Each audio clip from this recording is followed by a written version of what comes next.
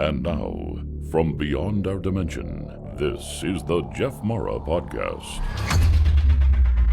Here's Jeff. My guest is Nadine Lalich, UFO abductee and researcher who has written 2 books about ET contact, which we're going to learn about and more. Nadine, thanks for joining me and welcome. Thanks, Jeff. Happy to be here. Can you share the story of how you were abducted from your vehicle by what appeared to be non-human entities? Sure. This was my first awareness of the UFO abduction phenomenon began in June of 1991, when it became very, very apparent to me that this phenomenon was in my life. I had gone with a friend from California, and we were going to go camping in Sedona, Arizona. I was driving a Toyota van, and she and I planned on just camping out and throwing our sleeping bags in the back. By the time we got to Sedona, after driving from Los Angeles, it was beginning to get dark. And rather than continue the rest of the distance, this was just outside of Sedona, we decided we would pull over into it was a daytime park. And we decided we would just camp there overnight, although it wasn't meant for camping. So when we pulled in, it was almost totally dark. There was a couple of electric lights in the area. There was an outhouse. There was nobody else in the day park. There was probably a dozen or so parking spaces for cars. So we pulled into one of those. And it was we were both tired, but I had a real strong sensation of being watched, very, very uncomfortable. And we planned on sleeping in the back of the van. So therefore we had to take all of our equipment out, and we set it onto the picnic table. We backed into the space and we put everything out there, personal belongings. And we had food, we had cooler, we had all types of camping equipment. So that went on the table. And around 11 o'clock or so, we ended up retiring for the night. And I went in first, then Pamela came in, I believe. Anyway, we were both asleep side by side in the back of this van.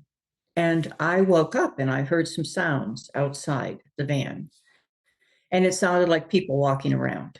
You could hear on the ground dirt shuffling and movement outside. So of course I was kind of up on my elbow, and I thought, oh my goodness, here's 2 young women and we're in this van by ourselves in the wilderness, right? And I thought that could be a potentially dangerous situation. So I was really paying attention to what I was hearing and kind of nervous. Anyway, all of a sudden the light on the van went up.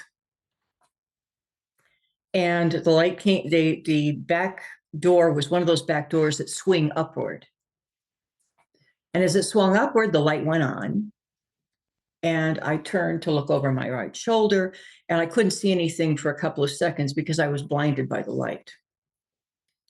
Anyway, as soon as the light started, I started getting accustomed to the light. What I saw reaching toward me was a hand that was pasty gray with 3 fingers and a thumb. And it was a very small hand. And I could even see little suction cups on the end of the fingers. So in a moment like that, what happens is that you have I'm a very grounded person. I don't overreact quickly.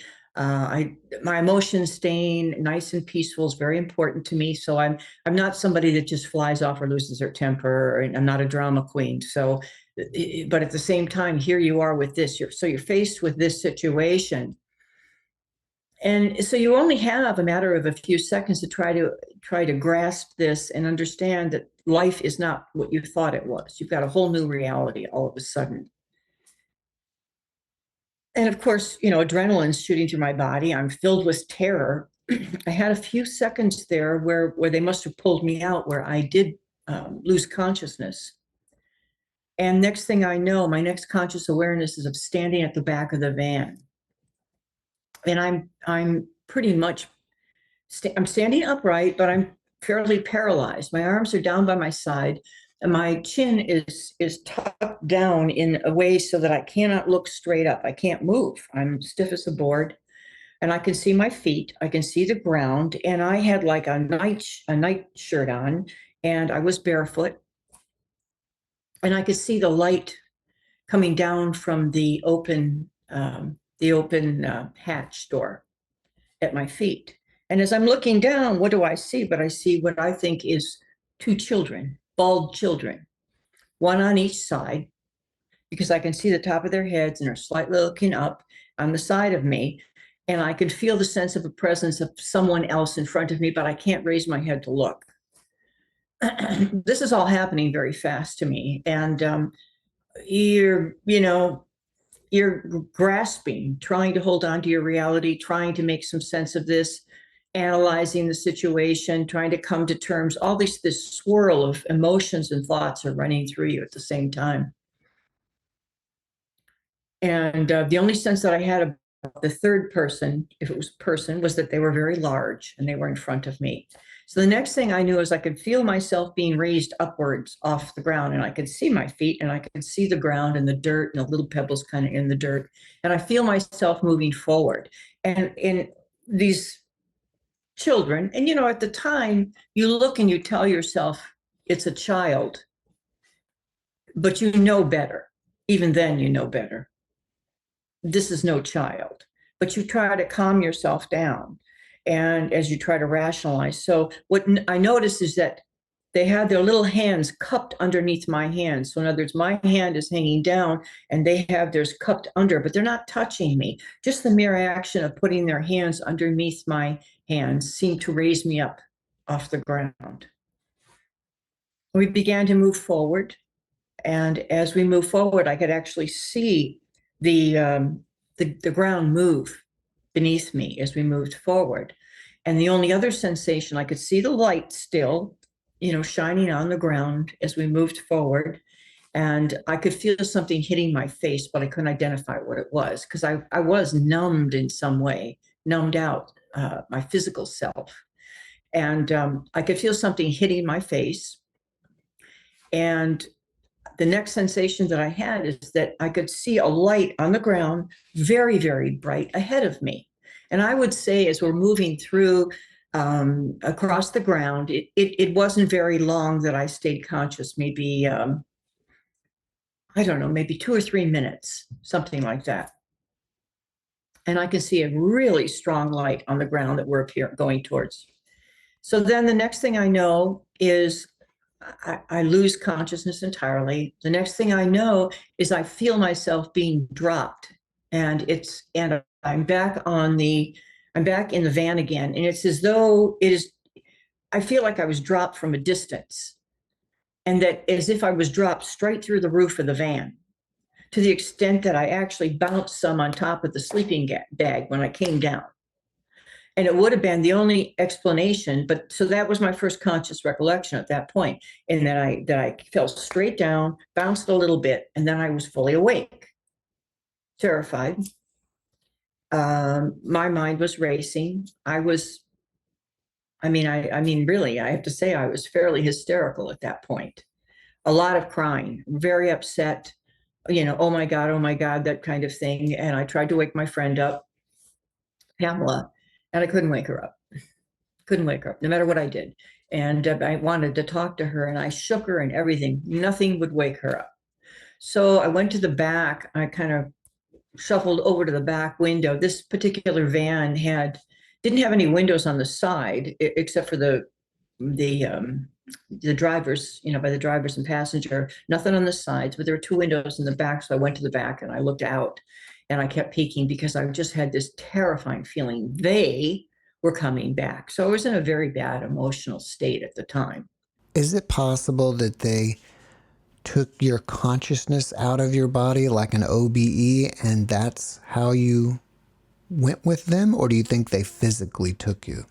That is a good question, because I am of the belief that, certainly in my case, the majority of my experiences is somehow an abduction of the astral body. In this case, it was very physical. Now, I've had a large number of actual, what I believe were physical experiences.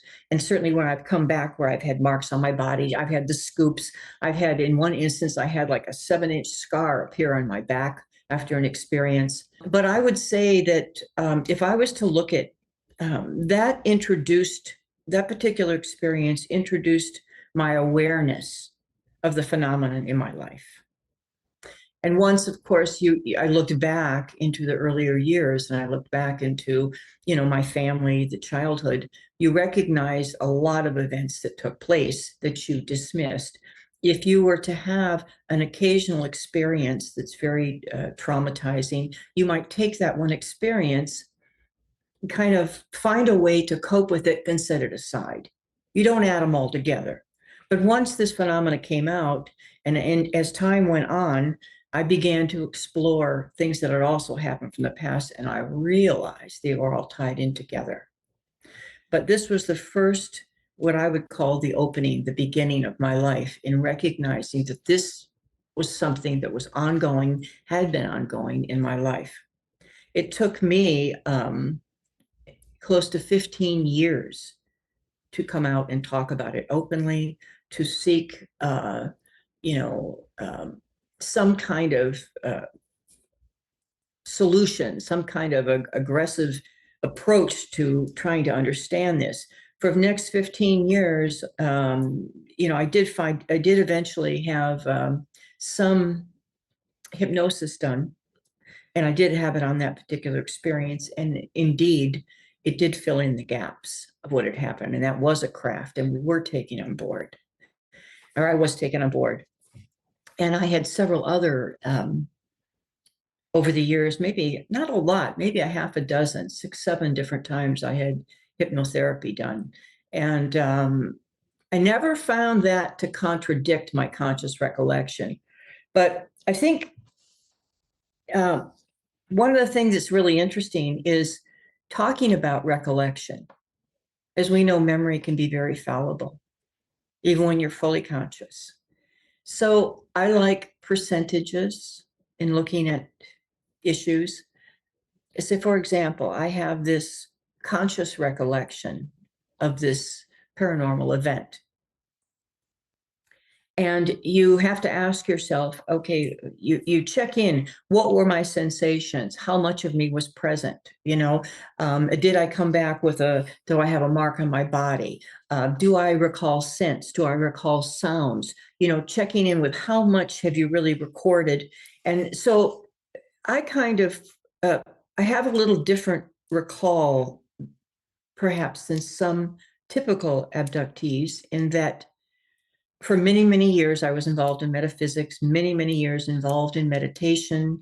I studied science of mind, became a practitioner in science of mind, which has to do with, a lot of mind states and practicing meditation. I've used sound and light therapy. I used to go to University of Ann Arbor and do sensory deprivation tanks, which are really phenomenal for getting really into focus and being able to pay attention. So over the years, I recorded a tremendous amount of information, a lot of information. And I would pull it out and analyze it, And so when I'm looking at some of these experiences, what I would say is maybe, and I've had a lot of experiences, and then I went back to childhood. I saw it from my father and my aunt. I saw what was happening in a family. I saw things that happened in childhood that I dismissed, that I came to understand were some kind of contact. So I think it's a generational thing throughout our whole family. There's a lot of aspects to this. It's not just some black and white thing. But I would say, as far as recollection, I would say my recall, I mean, even if you were to say, let's take 50% of the recall is distorted, I have a solid 50% to stand on for my recall. And it's very strong, and it's extremely detailed. And that's a lot of what I was able to finally put in the second book that I did, Evolution, the detail. I also didn't know, I didn't really know starting out also. So this would have been 2000 and 2004 is when I finally decided that I was going to actively research my experience and the phenomenon at large eventually. And so I went to a therapist, Barbara Lamb, and she had worked with abductees. And that's where I began my journey. And she was fabulous. She was fabulous. She did not try to coerce me or impart any kind of, prejudice. Um, and so once I started exploring it and going back, I didn't know we did some of that regression therapy, but I really didn't know what was going to be um, a stronger evidence. Was it going to be conscious? Was it going to be from the hypnotherapy? And I kind of came to a place, I guess I would say I probably trusted my own awareness a bit more. But when I did do on some of the experiences, we continued with some of the hypnotherapy. I will say it never contradicted anything. So I never lost ground on either side. So they ended up sort of complementing one another. But I think the recall is tremendous. I became the way that you want to get control when you've got something that comes into your life like this. You want to find some sense of control. You're living your life and nobody knows what's going on with you. You're so isolated with the phenomenon that the only way I could take control was I would think to myself, okay, every experience I have, I'm going to pay attention. As much as I can, set aside the emotion and pay attention and log every single thing down as soon as the experience ends. So no matter where I was at or if I was sleeping at night, I always went to my journal instantly. And it would be furious notating. It could go on 45 minutes. Later on, some of the experiences were so intense, I kept a recorder at my bedside. Anyway, so back to your original question was, do I think they're physical or astral? I think they're both. They're both. I would say in my case, the MyLab is physical, and I would say 25% of the ET is physical. The rest is some kind of astral experience where you're present, but your body is not present. Do you feel that your contact is mainly generational, or is it possibly a contract that you made pre-birth? Well, I've heard people say things like that, and I can't say it's a pre-birth contract. I can't say that because it's not something I've ever researched or studied. I don't know anything about that particular concept to say yay or nay either way. All I can say is what I do know is things that happened within my own family. For example, my father's experience was pretty intense. And I didn't know that. I didn't understand some of the things my aunts used to tell me. That was his sisters, three of his sisters would talk about, they lived in the Upper Peninsula of Michigan. I come from Michigan. And he grew up in the Upper Peninsula, which is pretty strong wilderness, very small little towns and a lot of wilderness. And they would see him wake up the middle of the night. And they lived in a 2-story home. And he would not be awake. He would be like in a trance. He would literally walk to the 2nd-story window and step out. Repeatedly, they saw that.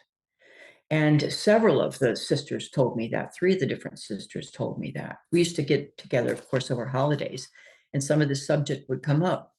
And it was kind of like nobody really knew what to make of it. And he would disappear. And he would come back hours and hours later.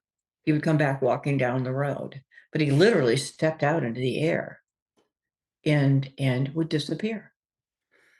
As a child, also, I recall one specific thing. And again, a lot of strange things happen and you don't know what to make of them, so you set them aside. It was probably, I don't know, 9 or 10 years old. And I woke up in the evening and we were living in suburbs of Detroit. And I woke up and went in the living room. I have an older brother who was about 5 years older. And my mother, father, and my brother were sitting in the living room. And back in those days, way back when the program went off on the television, you had a sound that would go, a little sound, and a picture would show up when they went off air. And I went into the living room, and there they were sitting in front of the television, all three of them asleep or unconscious, and the television was blaring that little picture and sound. And the front door was open, and it was summertime, and someone was standing on the porch. And I went to the door, and there was someone standing there. And all that I could really see was somebody very short, somebody wearing like a t-shirt. And I opened the door. And as I opened the door, this entity walked into the house. Now, all the experiences I've had, most of them have involved something pretty typical that you hear in the abduction world, which would be tall whites, two different types of grays, reptilian, and hybrids. But in this particular case, this was a totally different kind of character, more like, and I had never seen it until many years later. I saw it later. Somebody else began to talk about it, more like an elf type of ET. Short, stocky, broad head across the top, pointed ears, and it's a very interesting encounter, but very unique. So there's been a few of those unique experiences over the years that I've had, very strange things. And a lot of them started when I was fully awake, standing up, brushing my teeth, and suddenly there's a light outside, and then it comes into the house. Anyway, don't get me going. Well, you went from the paralegal profession to being a researcher. How do you handle the skepticism or the criticism of some of the people out there that think that this phenomena is not real? I think, it was very hard for me initially, and it's really an ego thing. I don't like to be seen in a certain light because I know who I am.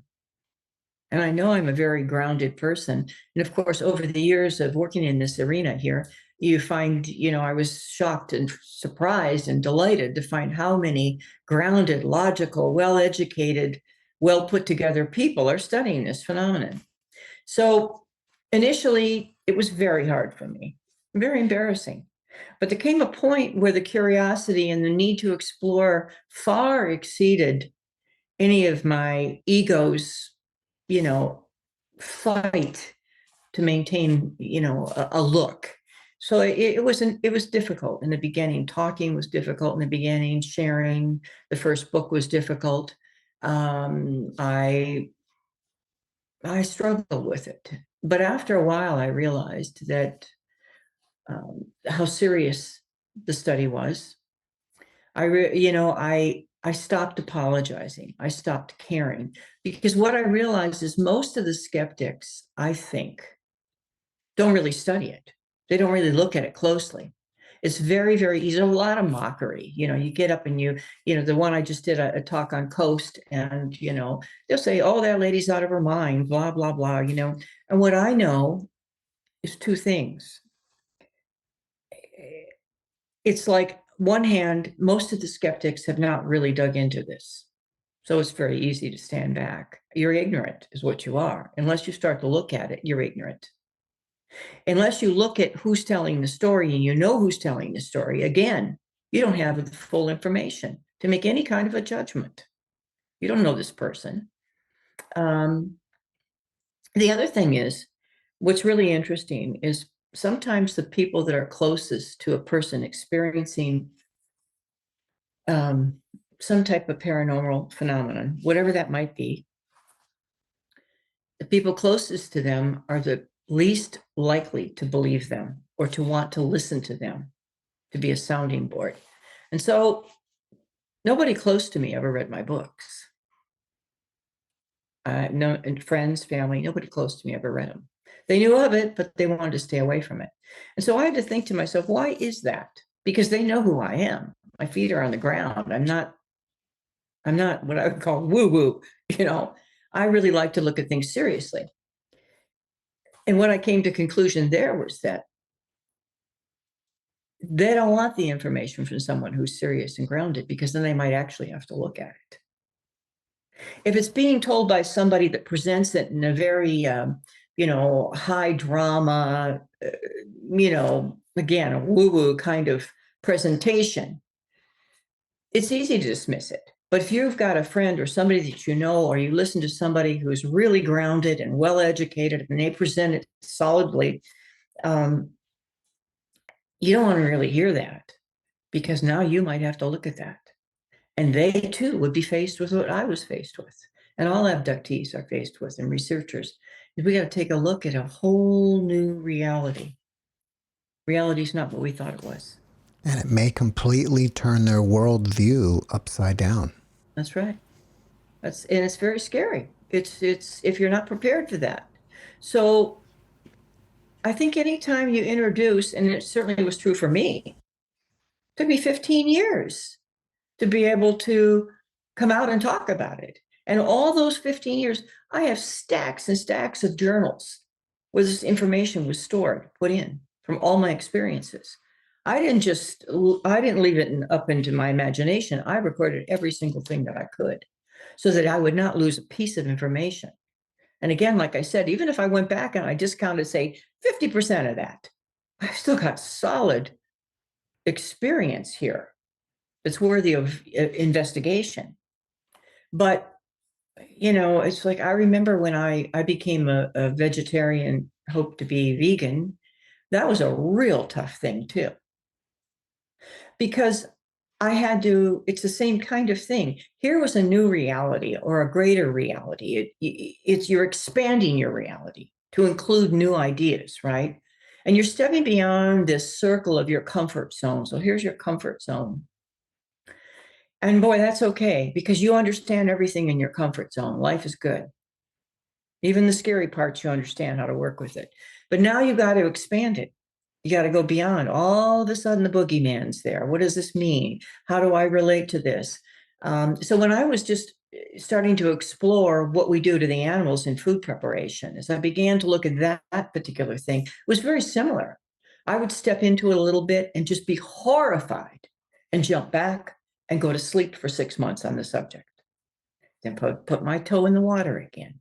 And so it was the same kind of thing, whether I was talking about addressing, afterlife issues, any of the paranormal area, hauntings or ETs, whatever it might be. If I'm going to expand my comfort zone, I'm going to expand my reality. It's kind of like you go in and out and in and out. You don't just jump there.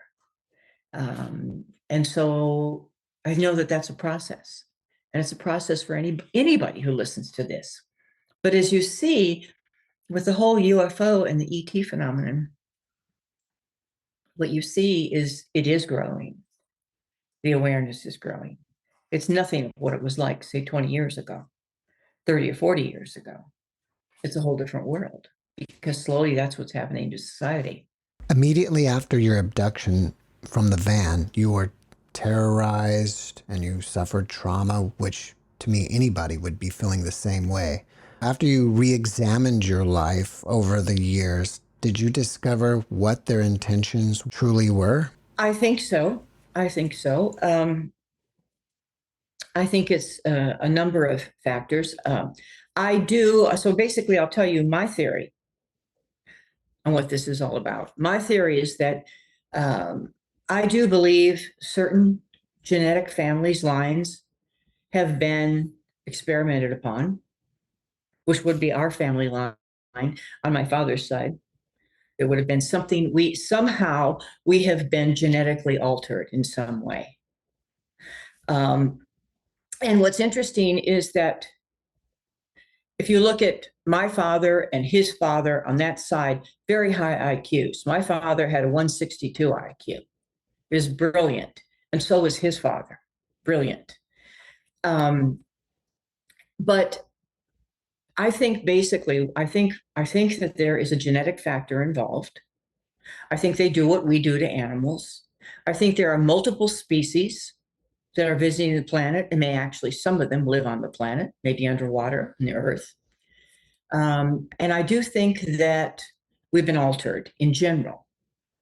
I've come to believe over time that one or more species has basically tampered with our genetic line as humans. And that within that, as we've progressed along, I do believe that individually certain family lines are still under some kind of genetic experimentation. Now, I eventually experienced, like so many people did, so many women did, the hybrid aspect, where eventually they show me hybrid children, and I thought I had experiences in my 20s and 30s of seeing a child, a repetitive dream of seeing this child that looked very abnormal, that I was bonding with in groups of people were around me, and it was what I considered a dream. And it happened, it was a repetitive dream.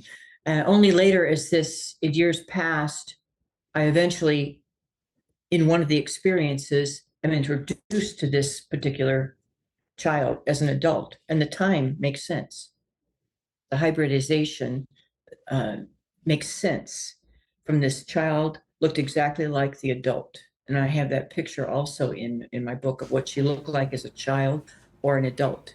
Did you say that you met this child physically? As an adult. Wow.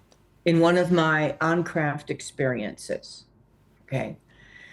And again, we're talking, like some of these are physical and some of these are astral experiences. I do believe that some of these advanced beings do know how to actually remove the consciousness from the body somehow. So some of these abductions take place in a different manner entirely. So I do think there's a hybridization program. I do buy it now. I believe it. I do believe it. I believe there may be some tie that is going to allow them to,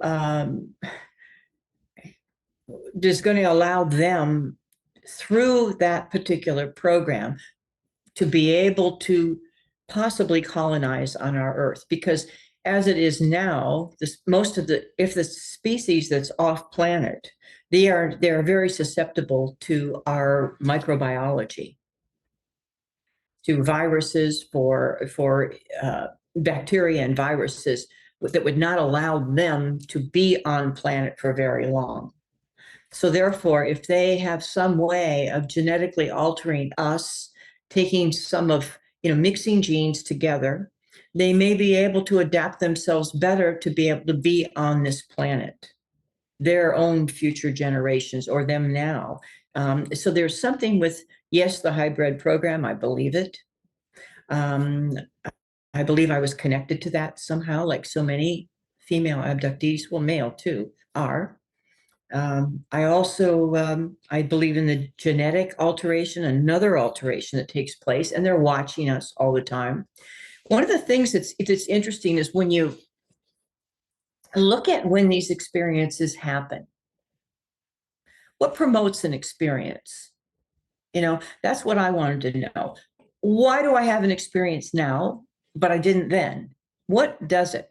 And one of the things that I noticed is that they seem to be able to, now this goes to implants, the possibility of implants. And do I believe in implants? Yes, I do. I think and again, this is a theory, a hypothesis, but I lean in that direction very strongly. So if they've got these implants in us. Now, when we have an emotional experience, whatever that might be it fear, excitement, joy, we know that things happen chemically within our body.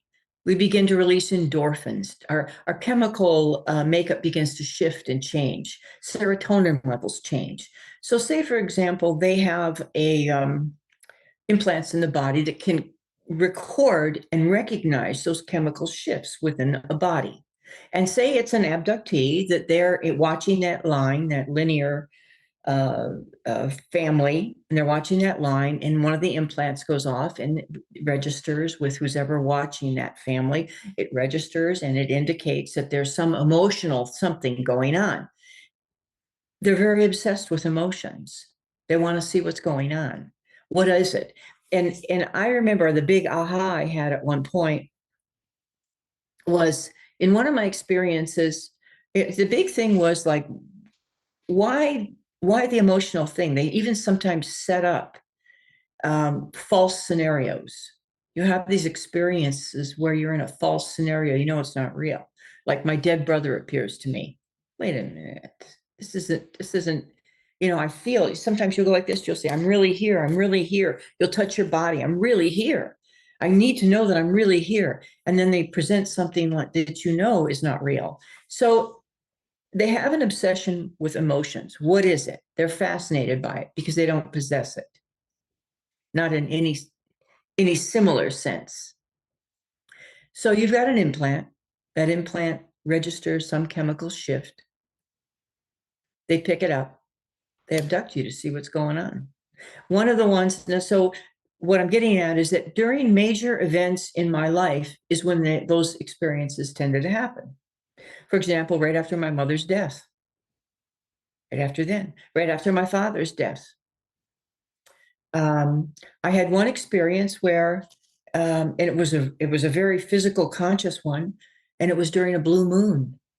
And I had gone to, I had met my cousin. I was living in Orange County, California, and I'd met a cousin of mine. We went to the Comedy Store, and here again we've got emotion. We laughed so hard, hysterical laughter for 2-3 hours, and then we left. He went his separate way. I went my way.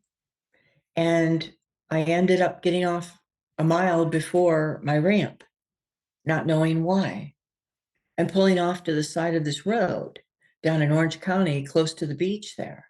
Well, an experience happened there. And during that particular experience, it was presented to me telepathically, which is the only way they communicate, that it had to do with they wanted to understand what the blue moon does to human emotions, what the moon phase does to human emotions. And because I had laughed so long, my intense emotion, they wanted to see what it was and look at me and examine me as a result of that. So there's something to do with their research of humanity. One of the most baffling aspects for them is our emotional makeup, which is not something you can really see or measure, but except for chemically, you can see what it does to the body. But what is it? Where does it originate from? Why do we laugh? Why do we cry? Why do we have the responses we do? Which, in my experience, I haven't seen anything like that in any of these experiences with any of these entities. I've seen no emotion whatsoever, zero. Just things like, intellectual curiosity, but nothing emotional. So there's something to do around that, something with hybrids, and that's kind of my take on it right now. Will they be on the planet? Do I think that their intention is to harm in general humanity? No, not in general. Although there may be a species or two out there that would. I believe in general, those that are associated with this planet in any way, studying it, genetically altering, I do not think that's the case, or it would have happened a long time ago. I feel that the phenomena is slowly coming around to the multi-dimensional aspects of ET contact. And some people may see them as light beings or demons or angels. What is your take? I had this really great experience. I was getting ready for bed. I was living in, again, I was in Orange County, California. This would have been 2007, 2008. Brushing my teeth, fully awake. The TV was on in the bedroom. The dog I had at the time was sitting on the bed. And all of a sudden, there's like this explosion of light outside my bedroom window. And I looked over it. And then the next thing I see is that explosion of light. And then I see this beam of light all of a sudden come down from the ceiling. It looked like it was coming through the ceiling. And it's got all these little sparkles in it. And the strangest, now I do not have this one in my book, the strangest characters step out, and they're made out of light, just what you're talking about. And why would there be the variety of me starting to see things? I think when consciousness opens up to the greater reality, you see things other people don't see. You begin to be much more sensitive, psychically, emotionally, mentally, everything. You begin to see things because now you're capable of handling it. You're capable of seeing it. You don't have to protect yourself. So you begin to see the reality of this multi-dimensional, multi-species universe. So in that case, those were light beings that was a very interesting experience. But with the ETs, yes, could there be a confusion between demons and angels? Perhaps. Although I think anything that would be truly angelic would have an overwhelming sensation of love attached to it. It would go beyond any of the ET things. This would be a whole separate celestial kind of experience that you could not help but be dynamically impacted emotionally with love from that type of a being. And it's with the other end, the dark energies, of course. I was in a shopping the other day, and you know how you go along and all of a sudden you brush past a person or you just see them and you go, whoa, you get the willies from them. Whoa, I don't want to go near that. Well, there was a lady there, and I almost brushed elbow with her in the cereal section. And I couldn't get away from her fast enough because of her vibration. So you begin to, again, as you start to expand your reality, you're much more sensitive to all kinds of things around you. And I don't think necessarily something celestial, something from a higher spiritual source to me, and I've had spiritual experiences, very deep and profound ones in my life. They're very separate from what I've experienced with the ET.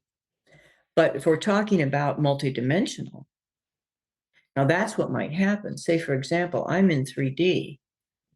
Say, now they suggest now, scientists, that there may be 11 dimensions that they believe may exist.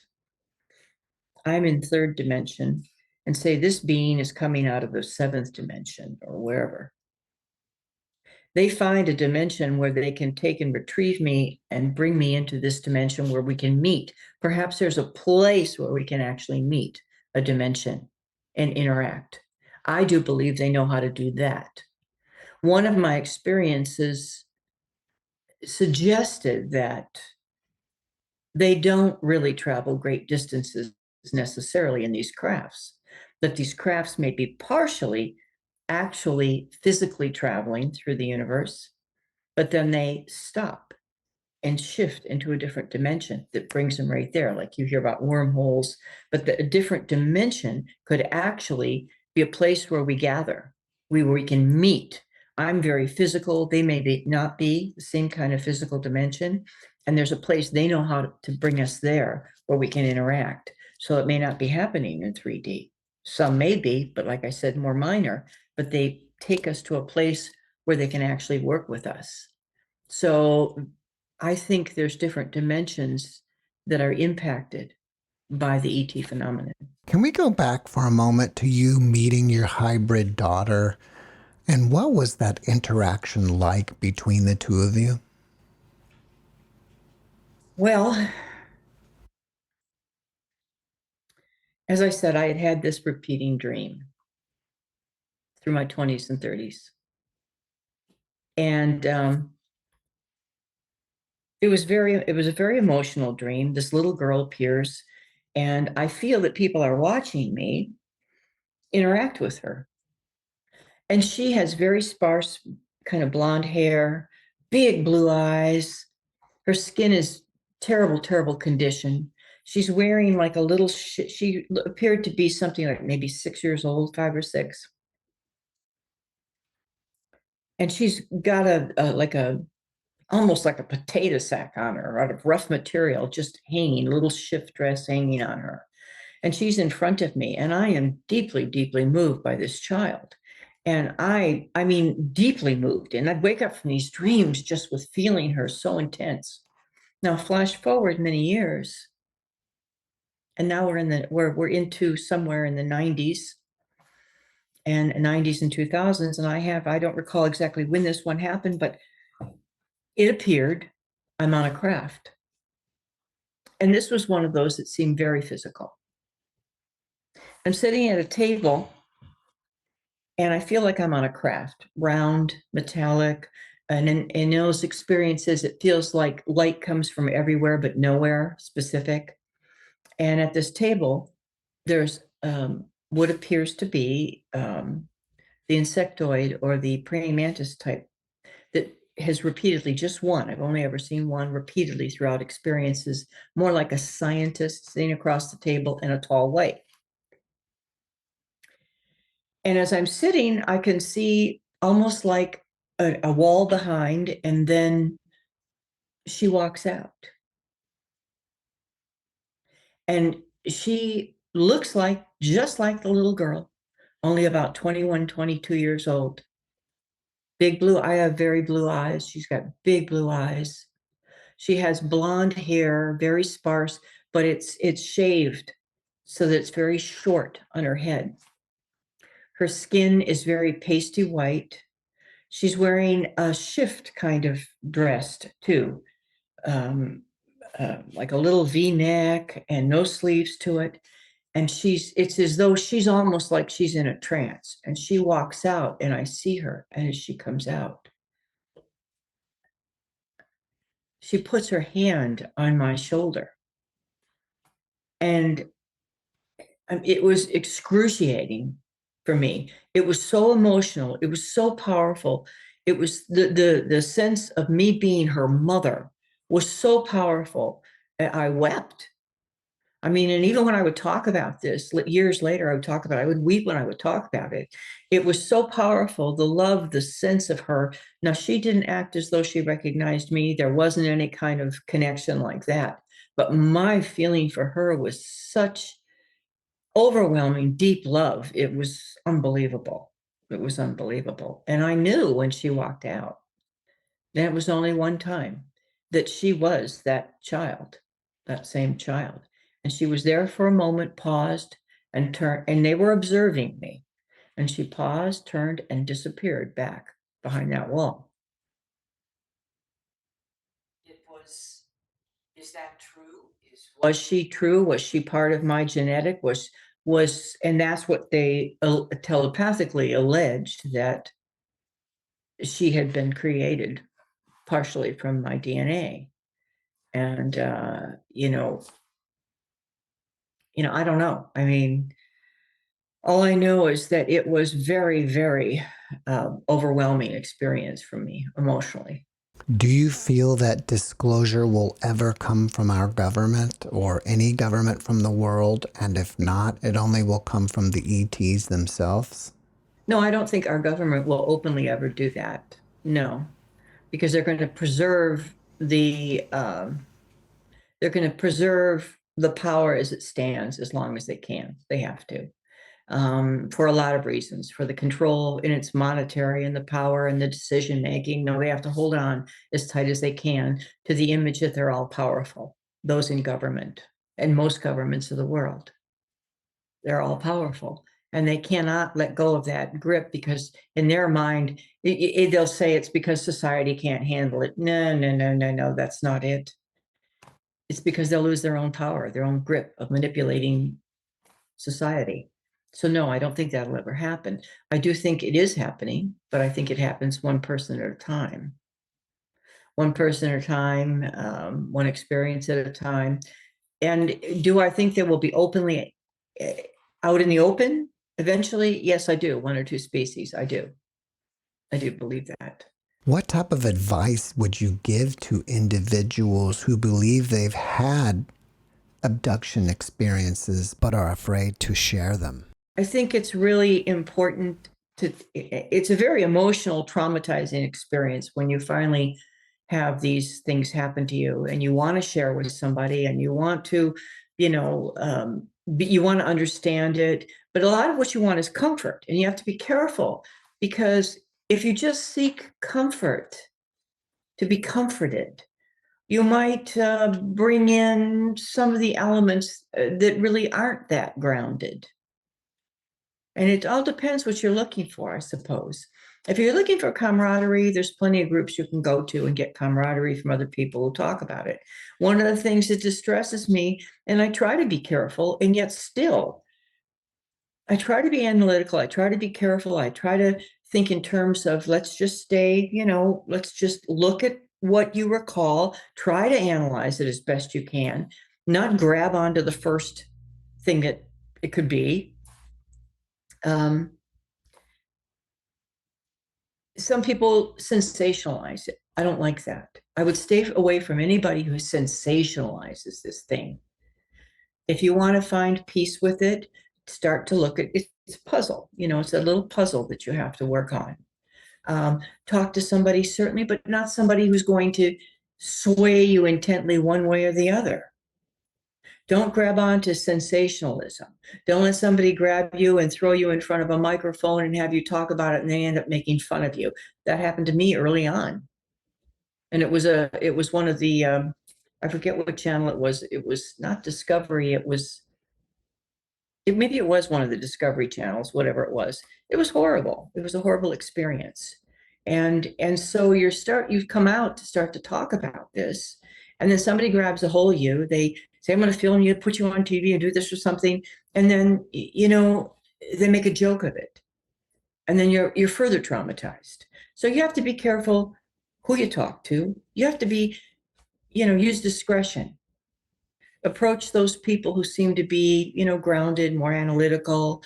At least try to find a middle ground with it. They're willing to look at lots of possibilities. And don't expect that you're going to have an answer in a month or a year. I mean, I look at all the years now already, under my belt. I've got over 20 years of seriously looking at this, and I still feel like a newbie. There are people out there that know so much more than me, that have got a lot more bona fide scientific evidence available. And I'm just, I'm still a newbie. So you move slow. Certainly seek some comfort with somebody who would understand. Be careful about exposing yourself to too much hoopla, and move slowly and carefully and gently with yourself. Can you share with us some of the most surprising or unexpected insights that you've gained from your research? I think, first of all, this only, for me, solidifies my theory about life after death, and the fact that we are entities ourselves, separate from our body, that we are consciousness.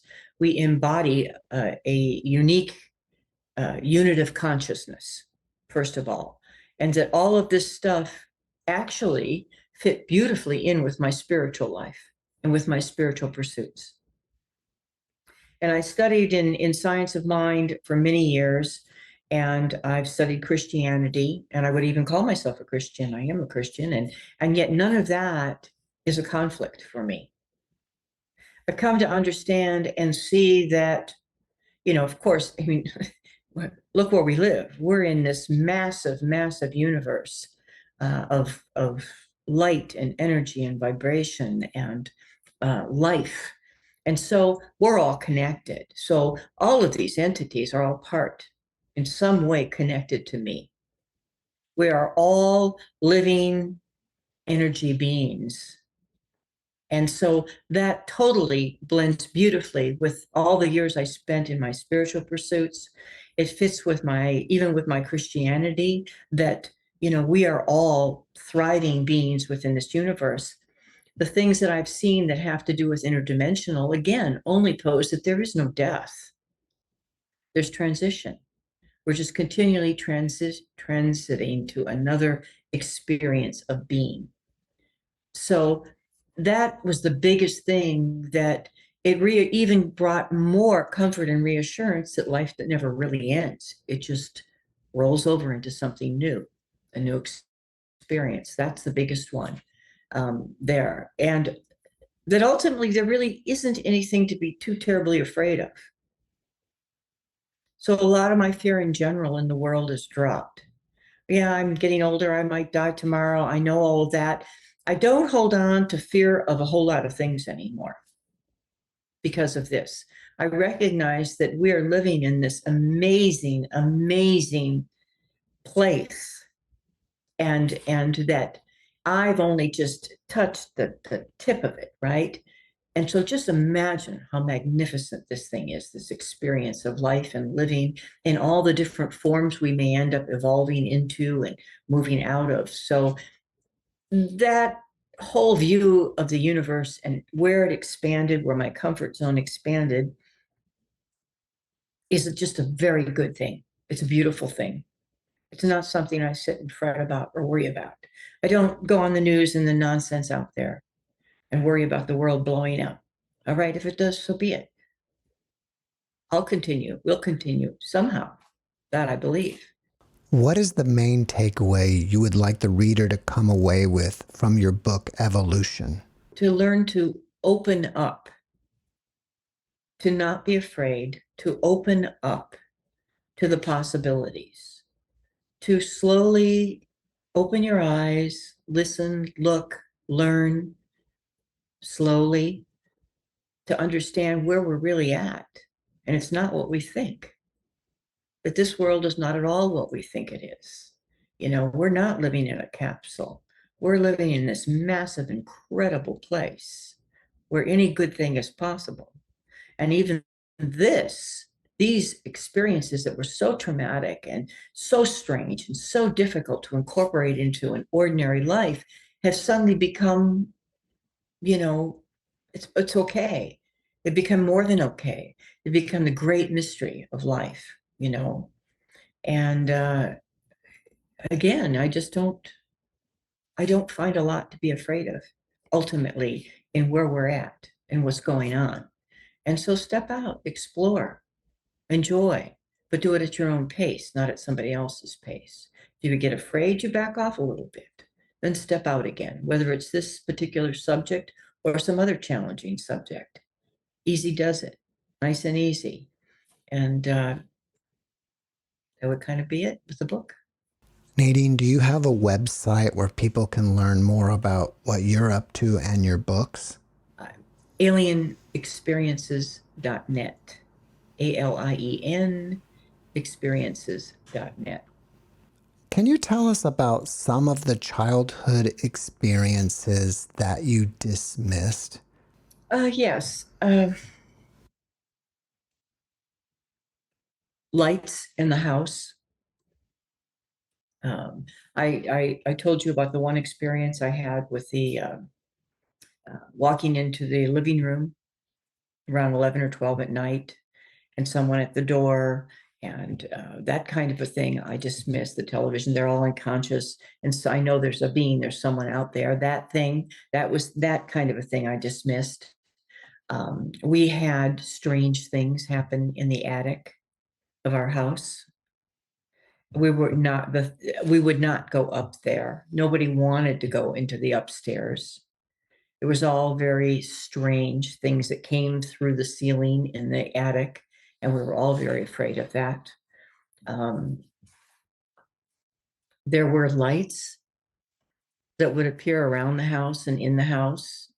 And so as these things would happen, a lot of strange nighttime occurrences would happen. And my father also continued to walk in his sleep at night. So these things that would come up, you would just, at the time as a child, they're too confusing, and you do dismiss them. And of course, later on, when you look at this overall, you recognize. I mean, one of the things my father used to say, which was really strange, is he would say, you know, like, they came last night, or I wish they would take me for good. take me off this planet, take me for good, and my brother and I would think, woohoo, what's up with him? So some of the stuff, he was tormented by it too, whatever it was, definitely tormented by it. Well, before we finish up, can you leave us with a last positive message? My positive message is that what I believe is we're not alone in the universe. I believe we are one of many species. God only knows how many. I believe we're all connected one way or the other. I believe we don't have to be so afraid or terrified of incorporating that concept into our life. I think that accepting the reality brings a lot of peace, brings a lot of expansion to your life. It opens you up in a lot of ways, unforeseen ways. It changes you for the better. You may initially go through, when you start to expand, to accept the greater reality. At first, there's a lot of fear, and it takes time. But once you do, you begin to see things that you never knew existed, not just in this phenomenon. A lot of beauty, a lot of levels of appreciation grow tremendously. Compassion grows. Your awarenesses grow in general of where you're at, what's around you. Your intention and commitment to things change. You grow deeper and broader as a human being. And I think a lot of abductees experience that. People studying this experience that. So that when you're willing to step into that new reality, move outward, expand, there's a lot of gifts that come your way. You meet a new world, you meet a new you, which is a good thing. Nadine, thank you for your message, and thank you for being my guest. It's my pleasure, Jeff. Thank you.